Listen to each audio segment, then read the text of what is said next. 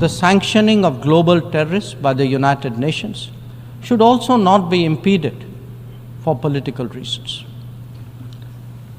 Madam President, many countries get left behind due to circumstances beyond their control. But some make conscious choices with disastrous consequences. A premier example is our neighbor, Pakistan. Unfortunately, their misdeeds affect others as well, especially the neighborhood. When this polity instills such fanaticism among its people, its GDP can only be measured in terms of radicalization and its exports in the form of terrorism. Today, we see the ills it sought to visit on others consume its own society. It can't blame the world. This is only karma. Madam President, a dysfunctional nation coveting the lands of others must be exposed and must be countered. We heard some bizarre assertions from it at this very forum yesterday. So let me make India's position perfectly clear. Pakistan's cross-border terrorism policy will never succeed, and it can have no expectation of impunity. On the contrary, actions will certainly have consequences. The issue to be resolved between us is now only the vacation of illegally occupied Indian territory by Pakistan. एक जमाना था पाकिस्तान वाले आए दिन बम धमाके कर कर चले जाते थे। किसी को अच्छा लगता था? भाई बताओ, अच्छा लगता था? कोई जवाब नहीं देता था। मनमोहन सिंह चुप्पी साध लेते थे, सोनिया जी विदेश चली जाती थी और जवान मर रहे थे, लोग मर रहे थे। मोदी जी की सरकार आई, पाकिस्तान ने उरी और पुलवामा में हमला किया। 10 ही दिन में पाकिस्तान के घर में घुसकर आतंकवादियों के चिथड़े उड़ाने का काम मोदी जी ने। भाइयों बहनों, ये भारत को बदलने का काम नरेंद्र मोदी जी ने किया। नरेंद्र मोदी जी ने दुनिया भर में एक संदेश भेजा कि भारत की सीमा और भारत की सेना, इसके सामने नजर उठाकर नहीं देखा जाता, वरना सहन करना पड़ता है, जवाब मिलता है, जवाब मिलता है। भाइयों बहनों, हमारे यहां एक गुजरात में कहावत है, एक अनार और 100 बीमार। कांग्रेस की स्थिति भी ऐसी है। हुड्डा साहब कहते हैं मैं मुख्यमंत्री बनूंगा। अब उनके युवराज भी तैयार हुए, कहते हैं पिताजी आपकी उम्र हो गई, मुझे बनने दो। कुमारी शैलजा तैयार हो गई है और बहन जी के कैंप से, प्रियंका दीदी के कैंप से वो रणदीप सुरजेवाल भी तैयार हो गए। न जाने कितने कितने घूमते हैं।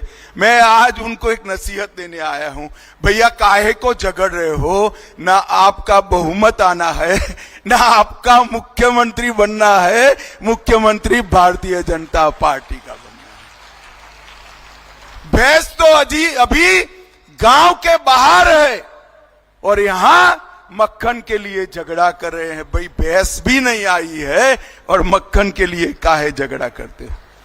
भाइयों बहनों, मोदी जी ने इस देश के 60 करोड़ लोगों का, गरीबों का कल्याण करने का काम किया। हरियाणा के हर घर में गैस का सिलेंडर पहुंचाया, पीने का पानी पहुंचाया, शौचालय पहुंचाया, बिजली पहुंचाई, गरीबों को 5 किलो अनाज मुफ्त में दिया, 5 किलो 5 लाख तक का इलाज मुफ्त में किया। और मैं आज कहकर जाता हूं माताओं, आपको ये गैस का सिलेंडर आया है ना, दाम जितना बढ़ना है इतना बढ़ने दो। 500 रुपये में गैस का सिलेंडर आपको भाजपा की सरकार देगी। और मैं आज कहकर जाता हूं माताओं बहनों, कमल फूल की सरकार बना दो, 2100 रुपये का चेक हर पहली तारीख को मोदी जी आपके बैंक अकाउंट में भेज देंगे। और ये 5 लाख तक का इलाज जो मुफ्त है, कमल फूल की सरकार बना दो, 5 लाख तक का इलाज, 10 लाख तक का इलाज मुफ्त करने का हम काम करेंगे। अरे बड़े भोले हो नांगल चौधरी वालों, क्या तालियां बजाते हो? आगे सुनो, 10 लाख में ताली बजा दी, घर में एक बुजुर्ग है अगर 70 से ऊपर का, तो 15 लाख तक का इलाज हम फ्री ऑफ कॉस्ट करेंगे, मुफ्त में करेंगे। भाइयों बहनों, मोदी जी ने हमेशा देश के पिछड़ा समाज का सम्मान करने का काम किया। ये कांग्रेस पार्टी हमेशा से पिछड़ा समाज की विरोधी रही, और मैं आज आपको कहने आया हूं, काका साहेब कालेकर कमीशन का रिपोर्ट कभी प्रकाशित नहीं हुआ, पिछड़ों का रिजर्वेशन कांग्रेस ने दबाया।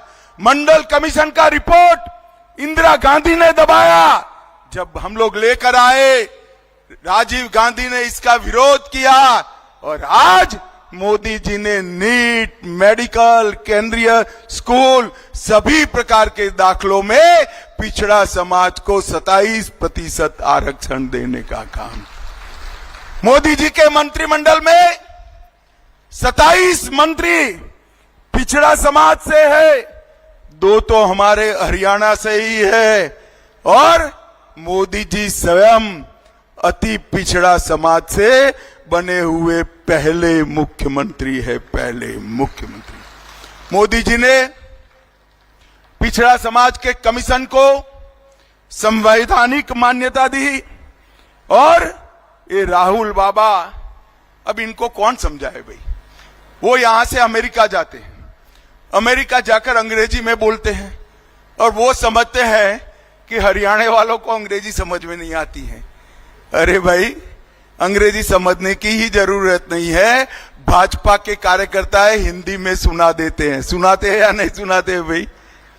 ये वहां जाकर कहते हैं हमारे पिछड़ा समाज, दलित समाज, आदिवासियों का विकास हो चुका है, अब आरक्षण की जरूरत नहीं है। मुझे बताओ भाई, पिछड़ा समाज को आरक्षण चाहिए या नहीं चाहिए? जोर से बोलो जरा, चाहिए या नहीं चाहिए? हमने पिछड़ा समाज के साथ अगड़े समाज के गरीबों को भी 10% आरक्षण देने का काम भारतीय जनता पार्टी ने किया। और राहुल बाबा, आपको जो करना है वो कर दो, भाजपा का एक भी सांसद संसद में है तब तक आप आरक्षण को हाथ नहीं लगा सकते।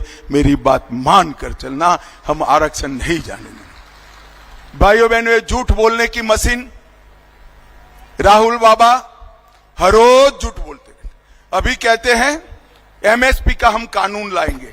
अरे हरियाणा वालों, कांग्रेस की सरकार 10 साल रही, गेहूं और धान के अलावे एक भी फसल खरीदते थी क्या कांग्रेस? जरा जोर से बोलो तो भाई, खरीदती थी? खरीदती थी। भारतीय जनता पार्टी की सरकार ने 24 फसलों को एमएसपी पर खरीदने का निर्णय हरियाणा में किया है, करे है।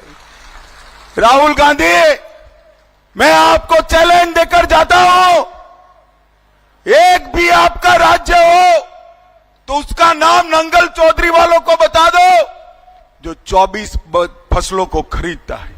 भाइयों बहनों, मैं आया, यहां किसानों ने मुझे बाजरों के ढूंढ दिए।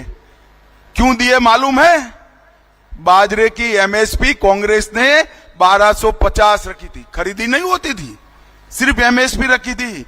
मोदी जी ने इसको 2 गुना बढ़ाकर 2650 रुपया करने का काम मोदी जी ने किया।